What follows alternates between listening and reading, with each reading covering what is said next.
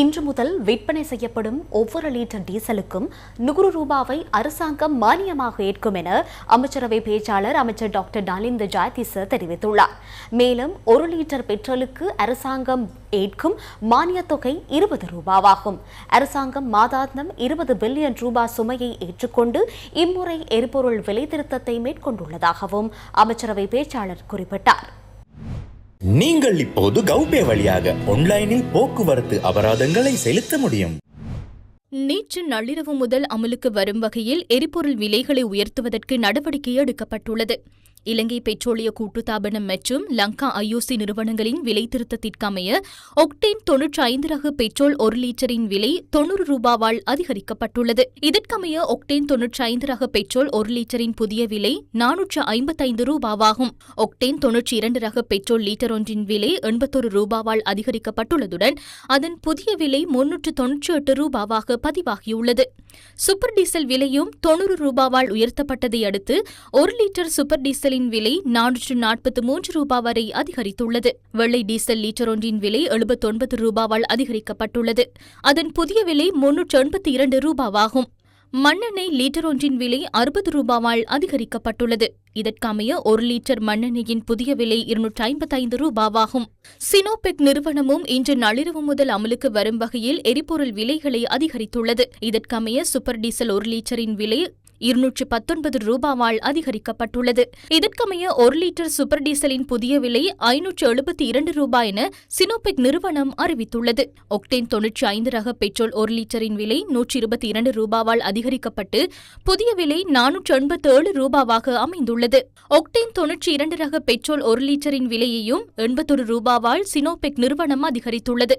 இதற்கமைய ஒக்டேன் 92 ரக பெட்ரோல் 1 லிட்டரின் விலை ₹398 ஆகும். வெள்ளை டீசல் 1 லிட்டரின் விலை ₹79 அதிகரிக்கப்பட்டுள்ளதுடன் அதன் புதிய விலை ₹382 ஆகும் என சினோபெக் நிறுவனம் தெரிவித்துள்ளது. எரிபொருள் விலை திடீரென இவ்வளவு பெரிய தொகையினால் அதிகரிக்கப்பட்டதற்கான காரணத்தை அமைச்சரவை பேச்சாளர் அமைச்சர் டாக்டர் நலிந்த ஜெயதிச தெளிவுபடுத்தினார். யுத்தம் ஆரம்பமானதிலிருந்து கடந்த சில நாட்களில், அதாவது பிப்ரவரி 28 முதல் மார்ச் 20 வரையான காலப்பகுதியில் ஒக்டேன் 92 ரக பெட்ரோல் ஒரு பீப்பாயின் விலை $70.98 அதிகரித்துள்ளது. இது 89% அதிகரிப்பாகும். டீசல் பீப்பாய் ஒன்றின் விலை $129.76 141% அதிகரித்துள்ளது. மசகு எண்ணெய் பீப்பாய் ஒன்றின் விலை $66.35 92% உயர்ந்துள்ளது. எரிபொருளை இறக்குமதி செய்யும் போது கணக்கிடப்படும் பிரீமியம் தொகையும் $3-4 இருந்து $45-50 வரை அதிகரித்துள்ளது. மேலும் தனியார் நிறுவனங்கள் நீண்ட காலமாக அரசாங்கத்திடம் விலை அதிகரிப்பை கோரி வந்தன. மார்ச் 6 அவர்கள் $140 அதிகரிப்பை கோரினர். தற்போது அந்த நிறுவனங்கள் சுமார் $200 அதிகரிப்பை கோருகின்றன.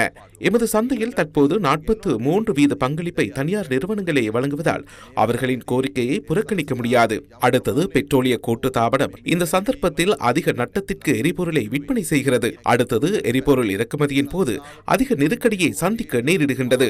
இந்த சந்தர்ப்பத்தில் பெட்ரோலிய கூட்டுத்தாபனம் ஓரளவேனும் விலை அதிகரிப்பை மேற்கொள்ள தவறினால் அடுத்த கப்பல்கள் மூலம் எரிபொருளை இறக்குமதி செய்யும் போது அதிக கடனை பெற நேரிடும். இறக்குமதி செய்யப்பட்டுள்ள எண்ணெய் மற்றும் எதிர்காலத்தில் கொண்டுவரப்படவுள்ள எண்ணெய் விலை இந்த விலை அதிகரிப்பை விட அதிகமாகும். ஆகவே அரசாங்கம் இதில் ஒரு பங்கை ஏற்றுள்ளது. நிறுவனங்கள் ஒரு பங்கை சுமையாக ஏற்றுள்ளன. காரணம், அவர்கள் எதிர்பார்க்கும் விலை அதிகரிப்பை நாம் வழங்கவில்லை. மற்றொரு பக்கம் மக்கள் மீதும் விலை அதிகரிப்பின் ஒரு பகுதியை சுமத்த நேரிட்டுள்ளது. இதற்கமைய 1 லிட்டர் டீசலுக்கு ₹100 மானியத்தை அரசாங்கம் ஏற்கின்றது. பெட்ரோல் 1 லிட்டருக்கு ₹20 அரசாங்கம் ஏற்கின்றது. இதற்காக மாதாந்தம் அரசாங்கம் ₹20 பில்லியன் ஏற்கின்றது. இந்த விலையை அதிகரிக்காமல் அரசாங்கம் மாத்திரம் சுமையை ஏற்றால் எமக்கு வருடாந்தம் மேலதிகமாக $1.5 பில்லியன் செலவை சுமக்க நேரிடும். இலங்கை பெட்ரோலிய கூட்டுத்தாபனத்தின் தலைவர் DA ராஜகருணா மேலும் சில விடயங்களை தெளிவுபடுத்தினார். මේ 21 වෙනිදා වෙනකම් ඩීසල් மார்ச் 29ஆம் தேதி வரை டீசல் பயன்பாடு 50 வீதத்தாலும், சூப்பர் டீசல் பயன்பாடு 64 வீதத்தாலும், ஒக்டேன் 92 ரக பெட்ரோல் பயன்பாடு 56 வீதத்தாலும் அதிகரித்துள்ளது. இதனை தவிர இந்த நெருக்கடிக்கான மற்றொரு காரணமாக மார்ச் 24ஆம் 25ஆம் தேதிகளில் மசகு எண்ணெய் கப்பல் ஒன்று வர வேண்டியிருந்தது. அந்த கப்பல் வராது. 12ஆம் 13ஆம் தேதிகளில் எண்ணெய் கப்பல் வராது. இதனாலேயே நெருக்கடி ஏற்பட்டுள்ளது. இதனால் நாம் உடனடி கொள்வனவிற்கு சென்றோம். 17ஆம் தேதி விலைமனு திறக்கப்பட்டது. அதில் பிரீமியம் தொகை மிகவும் அதிகமாக இருந்தது. அந்த அனைத்தையும் கருத்தில் கொண்டே விலையை அதிகரிக்க நேரிட்டது. இந்த மாதம் இன்று வரை 1,44,707 லிட்டர் டீசல் விநியோகிக்கப்பட்டுள்ளது. அதாவது சுமார் 4 கப்பல்களின் எண்ணெய். ஒக்டேன் 92 ரக பெட்ரோல் 1,06,464 லிட்டர் விநியோகிக்கப்பட்டுள்ளது. அதாவது 2.8 கப்பல்களின் எண்ணெய். இதனை அடுத்தே எரிபொருள் விலையை அதிகரிக்க நேரிட்டது. இந்த கணக்கீடுகளுக்கு அமைய தற்போது ஒரு லிட்டர் பெட்ரோலின் விலை 450 ரூபாவாக அமைந்துள்ளது. அப்படியாயின் 32 ரூபாய் 72% நட்டம் ஏற்படுகிறது. டீசல் ஒரு லிட்டரின் விலை 586 ரூபாவாக அமைந்துள்ளது. இதன் மூலம் 204 ரூபாய் 55% நட்டம் ஏற்படுகிறது. மண்ணெண்ணெய் விலை 395 ரூபாவாக அமைய வேண்டும். அதில் 140 ரூபாய் நட்டம் உள்ளது. இதன் காரணமாகவே அதன் ஒரு பகுதியை அரசாங்கம் மானியமாக ஏற்றுள்ளது. எதிர்காலத்தில் எரிபொருள் விநியோகத்தில் தடை ஏற்படுமா? எதிர்வரும் 25ஆம் தேதி புதன்கிழமை 37,000 மெட்ரிக் டன் டீசல் அடங்கிய கப்பல் நாட்டை வந்தடையும். இதனை தவிர மார்ச் 17ஆம் தேதி வழங்கப்பட்ட விலை மனுக்கு அமைய எரிபொருள் ஏற்றிய சில கப்பல்கள் அடுத்த மாதம் வருகை தரவுள்ளன. ஏப்ரல் 6, 7, 8 ஆகிய திகதிகளில் 37,000 மெட்ரிக் டன் டீசல் அடங்கிய 2 கப்பல்களும், ஏப்ரல் 12, 13 ஆகிய திகதிகளில் 30,000 மெட்ரிக் டன் உலை எண்ணெய் ஏற்றிய கப்பலும், ஏப்ரல் 10, 11 ஆகிய திகதிகளில் 35,000 மெட்ரிக் டன் ஜெட் A1 விமான எரிபொருள் ஏற்றிய கப்பலும், ஏப்ரல் 16, 17 ஆகிய திகதிகளில் 30,000 மெட்ரிக் டன் பெட்ரோல் ஏற்றிய கப்பலும் நாட்டுக்கு வருகை தரவுள்ளன. எதிர்வரும் 24 மற்றும் 25ஆம் திகதிகளில் வருகை தரவுள்ள மசகு எண்ணெய் கப்பல்கள் ரத்தானாலும் தடையின்றி அடுத்த மாதத்திற்கான எரிபொருளை விநியோகிக்க முடியும் என பெட்ரோலிய கூட்டுத்தாபனம் உறுதிப்படுத்தியுள்ளது.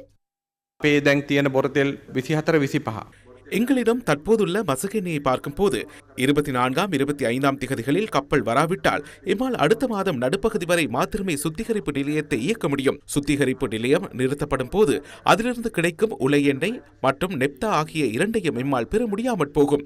இவை இரண்டுமே நாம் மின்சார உற்பத்திக்காக பயன்படுத்துகின்றோம். இதன் காரணமாகவே உடனடி கொள்வனவு மூலம் கடந்த 17ஆம் திகதி விலைமனு கோரி எண்ணெய் கோரியிருந்தோம். அதற்கான விலைமனு எமக்கு கிடைத்துள்ளது. அந்த எரிபொருள் கப்பல் அடுத்த மாதம் 12ஆம் அல்லது 13ஆம் திகதி வந்தடையும். அதன் மூலம் அந்த பிரச்சினை தீர்க்கப்படும். இருப்பினும் நப்தா எமக்கு கிடைக்காது. அதற்கு பதிலாக டீசலை பயன்படுத்த வேண்டியிருக்கும். இதனாலேயே இவ்வளவு பெரிய அளவிலான டீசல் கப்பல்கள் எமக்கு தேவைப்படுகின்றன. பொதுமக்கள் ஒன்றை புரிந்து கொள்ள வேண்டும். இனிவரும் காலங்களில் இந்த நெருக்கடி காரணமாக உங்களுக்கு இரவு நேரங்களில் மின்சாரம் டீசல் மூலமே வழங்கப்படவுள்ளது. எண்ணெய் விநியோகத்தை பொறுத்தமட்டில் கடந்த 17ஆம் திகதி நாம் மேற்கொண்ட உடனடி கொள்வனவு நடவடிக்கை காரணமாக அடுத்த மாதம் எந்த பிரச்சனையுமின்றி எம்மால் செயற்பட முடியும் என்பது உறுதி செய்யப்பட்டுள்ளது. எண்ணெய் விநியோகத்தில் எந்த சிக்கலும் ஏற்படாது. அத்துடன் எரிபொருள் கப்பல் 12ஆம் அல்லது 13ஆம் திகதிகளில் வருவதால் மின்வெட்டுக்கான தேவையும் ஏற்படாது. எனவே விநியோகம் குறித்து எவ்வித அச்சமும் கொள்ள தேவையில்லை. எரிபொருள் விலை அதிகரிப்பு தொடர்பில் மக்கள் என்ன கூறுகின்றனர்? உண்மையிலே அரசாங்கத்தில் பிள்ளை இல்லை. மத்திய கிழக்கு நாடுகளில் நடக்கிற இந்த பிரச்சனைகளால் தான் அரசாங்கம் கூட்டியிருக்கே. வளைகுடா யுத்தத்தில் ஏற்படுகின்ற தாக்கத்தால் உலக மக்கள் அனைவரும் அனுபவித்துக் கொண்டிருந்த ஒரு தண்டனை. உலக நாட்டில் பிரச்சனையால் பெட்ரோல் கூடிக்கொண்டிருக்கிறதால நாங்கள் அரசாங்கத்தை கூட சொல்ல இல்லை. இதை உடனடியாக எங்களுக்கு ஒரு தீர்வு கொண்டு தரமாக நல்ல அழகாக போகுது. விலை கூடின இது ஸ்ரீலங்காட பிரச்சனை இல்லை, இது உலக பிரச்சனை. இது அரசாங்கத்துக்கு பிள்ளை சொல்லி எல்லாம் சரி வராது. இந்த விலையை நாங்கள் தாங்கிக்கிறது தான் வேணும். சர்வதேசத்தில் ஏற்பட்ட ஒரு பாரிய ஒரு பிரச்சனை காரணமாகத்தான் அந்த எரிபொருள் விலையேற்றம் ஏற்பட்டுள்ளது. இருந்தாலும் நாட்டில் தேவையான எரிபொருட்கள் விநியோகம் ஆங்காங்கே நடைபெற்றுக் கொண்டிருக்கிறது. இதனிடையே நேற்று நள்ளிரவு முதல் அமுலுக்கு வரும் வகையில் QR குறியீட்டின் ஊடாக விநியோகிக்கப்படும் எரிபொருள் கோட்டாவின் அளவும் அதிகரிக்கப்பட்டுள்ளது. இதற்கமைய கார் ஒன்றிற்கு வாராந்தம் வழங்கப்பட்ட 15 லிட்டர் எரிபொருள் கோட்டா 10 லிட்டரினால் அதிகரிக்கப்பட்டு 25 லிட்டர் வழங்கப்படவுள்ளது. முச்சக்கர வண்டிக்கு வழங்கப்பட்ட 15 லிட்டர் பெட்ரோல் 20 லிட்டர் வரை அதிகரிக்கப்பட்டுள்ளது. மோட்டார் சைக்கிள்களுக்கு 3 லிட்டர் அதிகரிக்கப்பட்டு வாராந்தம் 8 லிட்டர் எரிபொருளை வழங்குவதற்கு தீர்மானிக்கப்பட்டுள்ளது. பஸ்களுக்கான எரிபொருள் கோட்டா 40 லிட்டரினால் அதிகரிக்கப்பட்டு வாராந்தம் 100 லிட்டர் எரிபொருள் வழங்கப்படும் என அறிவிக்கப்பட்டுள்ளது. வேன் ஒன்றிற்காக வழங்கப்படும் எரிபொருளின் அளவு 10 லிட்டரினால் அதிகரிக்கப்பட்டு வாராந்தம் 50 லிட்டர் விநியோகிக்கப்படவுள்ளது.